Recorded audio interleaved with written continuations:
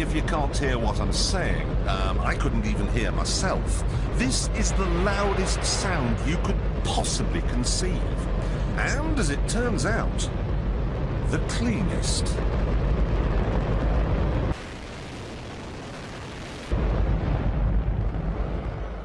Now, the most amazing thing is that that cloud up there, which was generated by the engine, is just a mixture of hydrogen and oxygen. It's water vapour.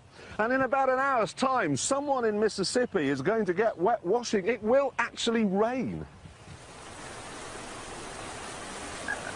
I told you. It's raining. That's unbelievable. Oh. NASA's playing God. It's making its own weather.